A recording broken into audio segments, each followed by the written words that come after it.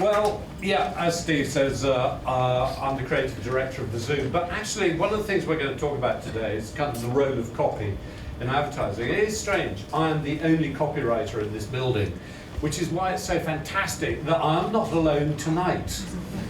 I mean, I don't know what the collective noun for copywriters is. Anyone got any thoughts? Somebody said a confusion. I mean, there is the joke. An art director told me a joke once. He said, it's, how many copywriters does it take to change a light bulb?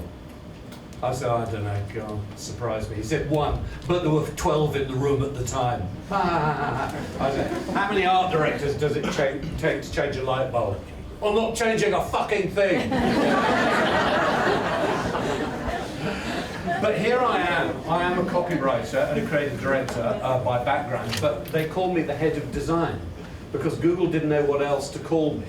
And so what we're really talking about today is the whole art of copy and is it fit for purpose for contemporary platforms.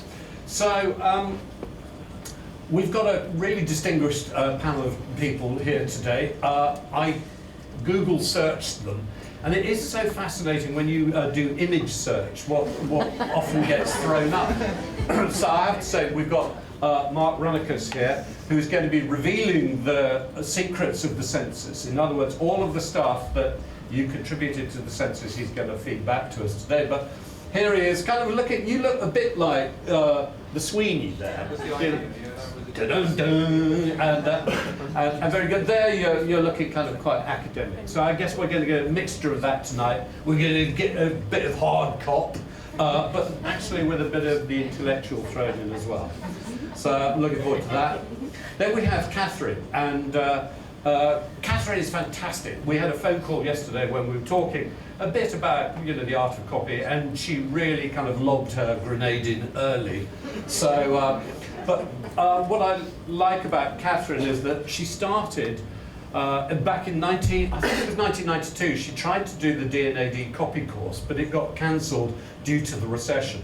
Still, it didn't stop her. She became star creative at BBH before creating her own business called Sticky Content. And basically, it's about copy for online platforms. And I guess this could be a photograph of her celebrating with champagne when she sold the company for, we hope, to Associated Press with vast sums of money. That is the head of the Daily Mail Online. Well, there you go, the head of the Daily Mail Online. Here you're looking kind of very, very kind of moody and interesting. There, well, we're going to see you looking a bit like that later on, I suspect. Paul KitKat. Actually, Paul's, when I Googled Paul earlier today, of course, they refer to him, Paul KitKat, the millionaire, who sold his company recently and has now decided in the last week or so to actually go back to writing. So still retaining his consultancy work. So again, Paul, looking quite successful, I think, in this picture. Do you know, there's that kind of over-the-shoulder mess me look, and what that's about, I have no idea, but there we go. There you're looking like one of us. You're kind of looking stripped for action, somebody. So Paul KitKat, who of course many of you will know, had his own agency, KitKat Nor. Laura, I don't think is here because she's got flu. Laura was the president of D&AD and is an all-time good egg, really. She's one of these people who is always fantastically helpful. I've never known her to turn down an invitation to talk or to help or to inspire. Mark Ritz. Well, Mark, who is the real Mark? Is he the guy from the SAS here? Is he the avuncular guy there? Is he this slightly strange-looking bloke? So, anyway, the real Mark Ritz will be joining us later. Mark started life as a copywriter, but by his own admission wasn't a very good one. So he's now morphed into being the senior marketer at The Economist. for digital and direct marketing. But you know, you're not alone. Rory Sutherland, for example, the great Rory Sutherland, started life as an account man. He wasn't very good at that. So then he tried being a planner. He wasn't very good at that. He tried being a copywriter. And to be honest, he wasn't very good at that either. He was made to be a kind of a vice chairman and just to talk. And he is very, very good at that. So I'm looking forward to it. And then last but not least, we have Chris here, who is flying the flag, which is very, very good, very heroically here. And Chris, as many of you will know, is the chief executive of the DMA, whose initiative all of this is. And I'm delighted to see it. An initiative that started at the back end of last year, and some of you may have come to the launch event in October, at which there was the first showing of a video that had been made by Debbie Bester, in which it was called Madmen and Mavens, and it was taking some of the great copywriters of yesteryear, that is the great Tony Brignall, and comparing, contrasting what they thought about modern advertising with, and by and large they thought it was shit. The lovely Barbara Noakes, who I used to work with, again, well, I don't understand it. And comparing and contrasting that with a group of young writers today who met in the pub, and actually were incredibly enthusiastic about the fact that these new channels and new platforms really do give copy a new kind of voice. So coming out of that was the Census. And I have to say, I mean, the ambitions weren't enormous at the time, because trying to get people in Adland to do anything is spectacularly difficult, you know, for one reason or another. First of all, we're deeply cynical as a tribe. And secondly, we are really, really pushed for time these days. So the idea of having a census, you know, seemed a really good one, but we weren't entirely sure how many people would go online, fill it in, and not once, by the way. You know, the barrier to all of this is you had to return and do it again. So the ambition was that 200 people would do this, but in fact, over 400 people have done it. And so what we're going to see and hear in a moment is actually what you guys all thought about the nature of the profession, you know, where it should be going, how we should be getting behind it, how the DMA should be really supporting this, what other aspects industry organizations should also be putting their shoulder to this particular wheel. And actually, as much as anything, as a community, what kind of voice do we want? And how are we going to use it and express it, and where? So, I mean, before we get the survey, I just thought I'd spark a few thoughts to just get you thinking, because when we have our panel discussion, rather than just, you know, a group of eggheads sitting on the stage pontificating, this really does need to be a conversation between all of us. So some of the things that have kind of occurred to me is that everybody thinks they can be a copywriter, and you see evidence of this every day in the Lonely Hearts columns, for example. And what I really, really find interesting about all of these is, I mean, I think there are 12 really unlucky guys. They are not really going to find the love of their life. And the reason for this is because every single one of these ads is simply a list of attributes. Every single one of these people is obsessed with themselves. And for me, the art of copy is understanding that you have a reader, that there is somebody else involved in this exchange of communication. You know, there are some other funny things about it. I mean, I love this one. Fit, funnies, 40s male, slim, athletic build. You know, that could be me. A, I'd be lying. But secondly, I mean, it's one of these things about saying, hey, I'm really funny. You think, what a wanker. You know, on the other hand, if I tell you some jokes, I mean, one of the interesting things about communication that, again, that copywriters know, the art of copy, is that you understand that people interpret more from the way you say something than actually what you say. So, for example, this was a real Lonely Hearts ad that ran. And what it is it's relevant, because first of all, it was placed in the New York Times book review. So first of all, she knew who she was talking to, and this is other bookish people. Not everybody knows who Trollope is, by the way. And what was fascinating is that she ended up dating 7 guys, 3 of them really quite seriously. She wrote a book about it, feeling rather wounded at the end that none of them had asked her to marry them. But actually, That wasn't her proposition. Her proposition was really clear, and it was sex. You know, so that was one. Here's another one. Here's a guy who's telling us an awful lot about himself without actually necessarily saying it.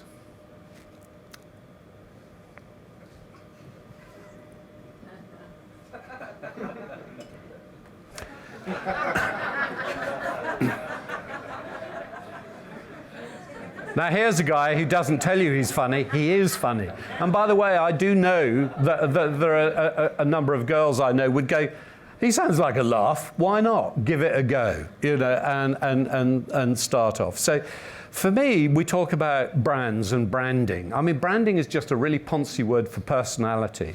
You know, and there is a sense of personality coming through there, loud and clear. And again, it seems to me that the copywriter's art is being able to take a brand and the brand personality and to be able to express it in a way that is really true, you know, to the flavor of it. I mean, here are a couple of others that I quite like, because what we're trying to do is not only create communication that's relevant and branded, but it needs to cut through. I have to say, the girl at the bottom sounds really frightening. So relevant, branded, and memorable. And one of the things that I want to say, irrespective of which platforms we use, what Howard Gossage said, and if any of you haven't read Steve Harrison's book about him, I urge you to do it. It's called Advertising is the Only Fit Occupation for a Man Who Wants... No, Changing the World is the Only Fit Occupation for a Grown Man. A fabulous book about Howard Gossage. What Howard Gossage said was that people will read what interests them, and occasionally that may even be an advertisement. And so it is beholden on us to be interesting. So I just thought I'd show you one of his ads. And this was written in 1958, by the way. And there are so many things about this that are just complete genius. So, for example, this is just a competition to help us name our aeroplane, because TWA had named theirs the Super G constellation. So, hey, maybe we could call ours something magnificent.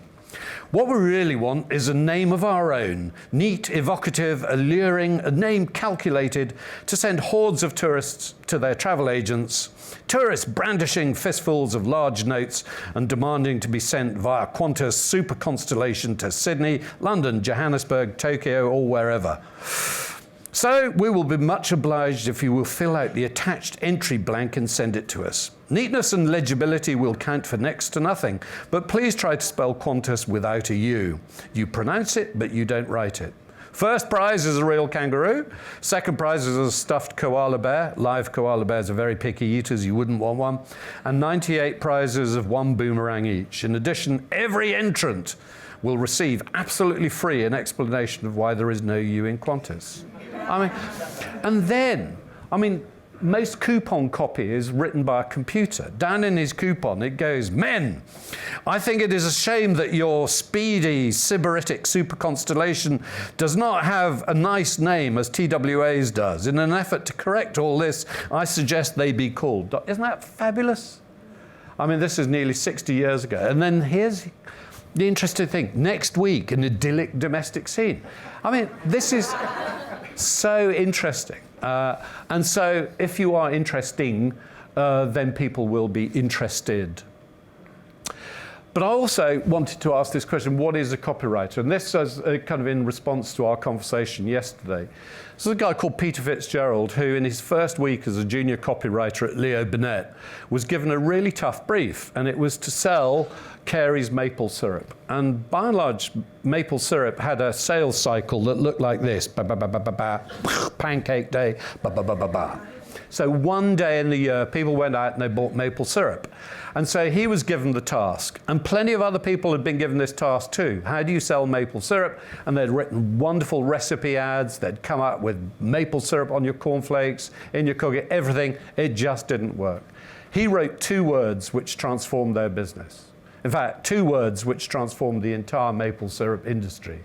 And the 2 words he wrote were "keep chilled." Because what he did is he looked at the problem. And again, at Google, we talk about user first. And he did. He thought about how people used maple syrup. And what they did is they used maple syrup on Pancake Day, then they put it back in the pantry. It got dusty, it began to look horrible, and they threw it away till the following year. Keep chilled, they put it in the fridge. Open the door, maple syrup. I wonder if that's good on my cornflakes. Maple syrup. I wonder what I could cook with that. Fantastic. So there was a copywriter who transformed an industry because he looked at the problem and thought, what is the solution? In the video, Madmen Against Mavens, there's some really interesting people. I mean, the great Tony Brignall. For me, I remember reading this one Sunday in the colour supplement, so I think this is probably about 1978. And it's just the most magnificent piece of copy about rediscover the lost art of the insult and how to write a stinker. And it's just so elegantly written, but of course context is everything. You know, in those days, the Sunday supplements were on a Sunday when you woke up, you had plenty of time, you browsed through the newspapers. We weren't as pushed as we are now. It was a much more relaxed time. So you could write a much more relaxed sort of ad. But today, you know, when we're using Twitter, when we're using kind of social media, I don't know who wrote these, but for Tesco Mobile, if he's in the audience, I salute you.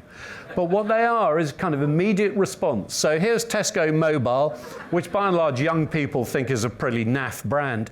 And actually, they're not going to take this shit any longer. And what is fantastic, immediate turn off if a girl's, Philip, are you really in a position?